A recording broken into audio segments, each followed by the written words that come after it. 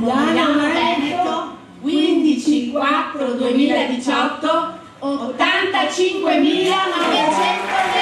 85.920 euro l'assegno simbolico è stato consegnato alla Lilt di Treviso per l'acquisto dei caschetti refrigeranti salvacapelli per le donne sottoposte a chemioterapia, un risultato che va ben oltre le aspettative e che testimonia il successo dell'iniziativa dei parrucchieri della Marca per aiutare le donne. Una parte dell'incasso dell'8 marzo è stata devoluta alla campagna di raccolta fondi ribattezzata Beneficiamo Bellezza, diamo un taglio alla sofferenza. Poi si sono aggiunte le donazioni di tante clienti che hanno voluto collaborare a questo progetto, nato quasi per caso quando una parrucchiera ha dovuto rasare i capelli di una donna prima dell'inizio della chemio. E questa ragazza che è giovane doveva rasarsi i capelli e le avevo consigliato di andare a Padova a fare le chemio perché so che esiste già lì una struttura dove hanno questi caschetti refrigeranti e lei mi ha detto troppo lontano e quindi ho detto niente, bisogna far partire anche per Treviso perché dobbiamo avere anche qui vicino la possibilità di avere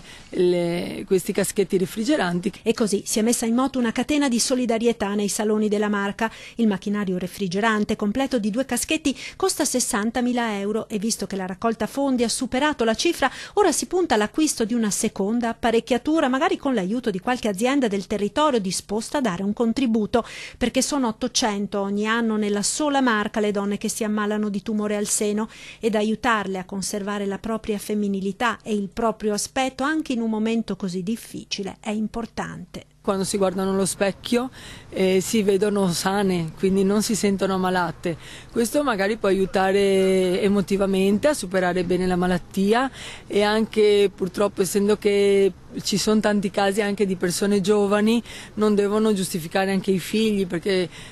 sappiamo che ci sono tante che hanno figli piccoli e che i bambini piccoli quando vedono una mamma senza capelli pensano al peggio.